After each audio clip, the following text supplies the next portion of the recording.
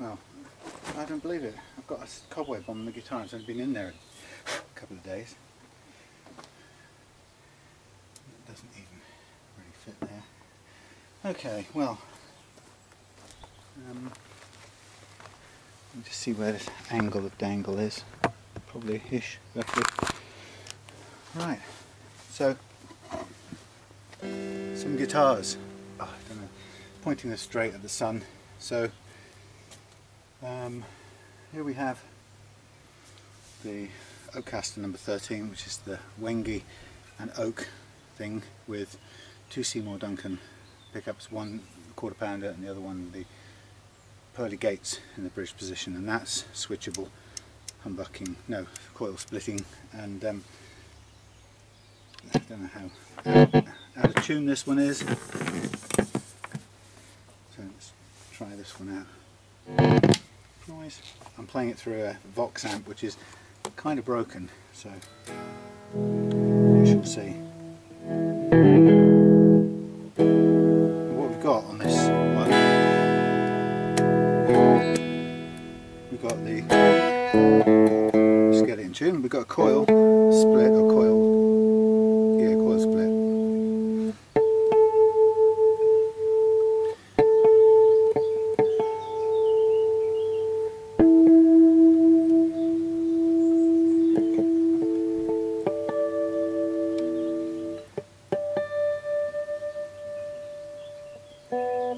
Quick relative tuning, and so clean channel on the amp, and we've got, so the first button here is a blend between the two, so volume is the middle one and then tone is this end one. So we've got volume somewhere in the middle, and we've got a balance, and there's a centre point there between the two pickups. Kind of pulling back that way, tilting the little screw towards that way is the quarter-pounder.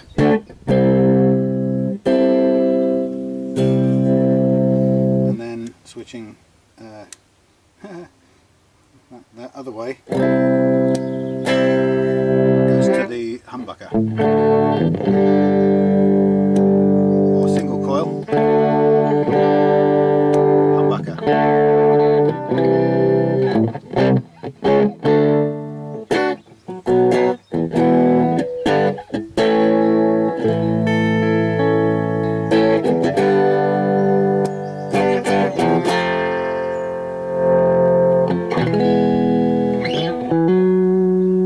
Blend in some quarter-pounder.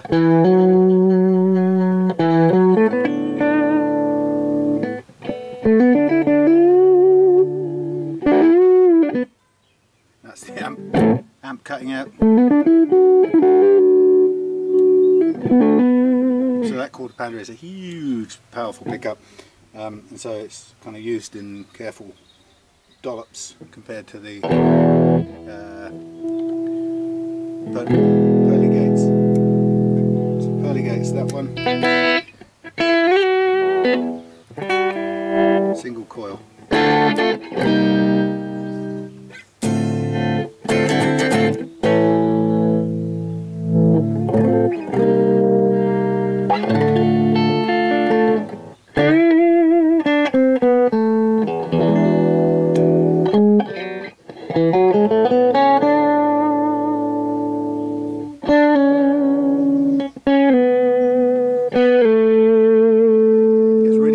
Front, and all you've got on that one is tone.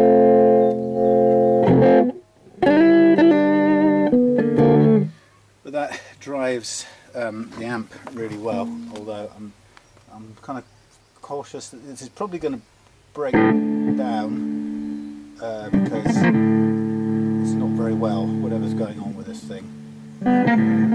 Let's see what it can do before it conks out.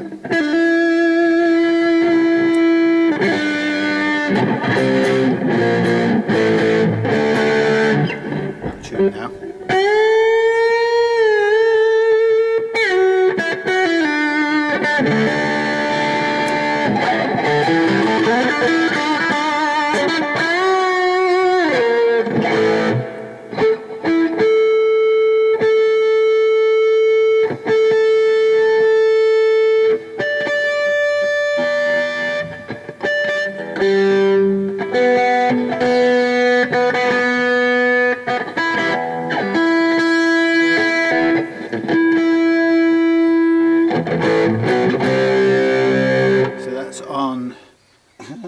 that's on the amp conking out. No, it's definitely the amp.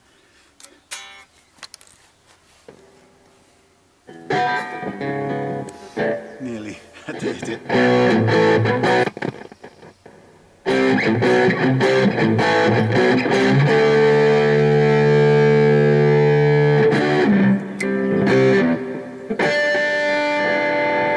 Where are we? Okay, Pearly Gates. Single coil. Quarterpounder.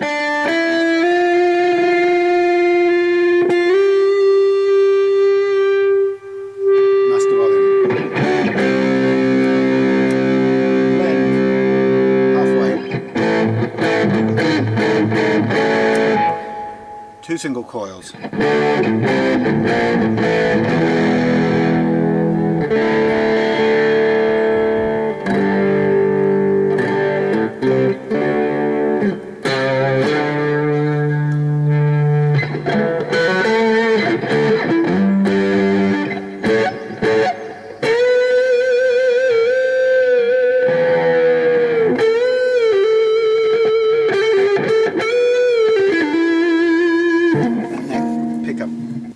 Fabulous. All hail to the Quarterpounder. You can see I've put it in a 45-degree angle to mainly to kind of balance out the tone, but mainly or equally to make sure the strings are perfectly spaced across the poles, because the Quarterpounder is a very widespread thing, and they say it's kind of, it doesn't matter if the strings aren't central, but I wanted the strings to be central, hence I put it that way.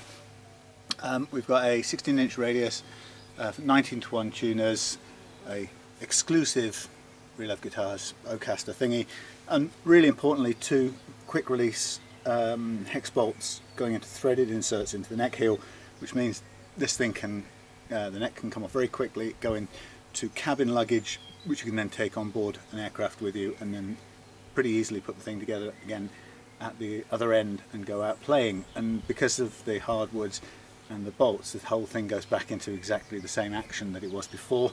The neck loads up and goes to the precision fret level and so on, and all you have to do is set the bridge action the way you want it. You could even put in a plastic grommet or something to keep it where it was, so you kind of know where it is, where you like it. But there you go.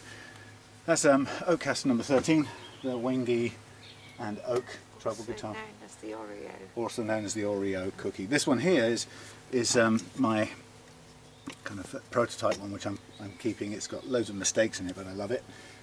So let's go to this one. This is the Bare Knuckle Pickups equipped maple and oak. Sorry about the noise.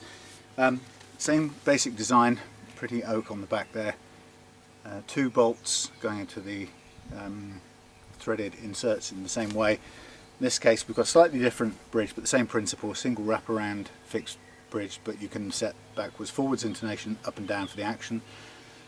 Currently got chrome knobs on it, but it will have black ones on. All of these have the jack plug coming out straight down,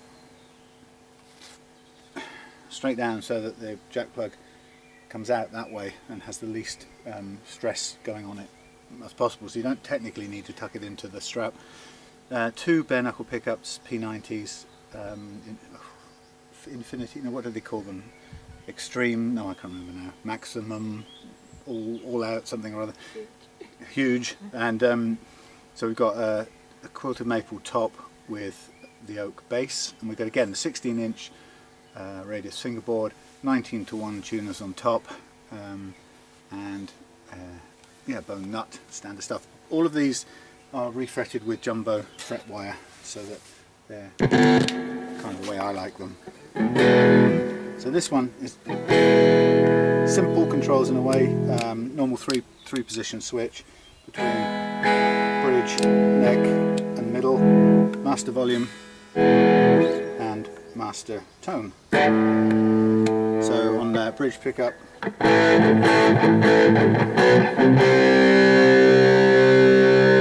that's obviously on the new metal, American metal setting with reverb.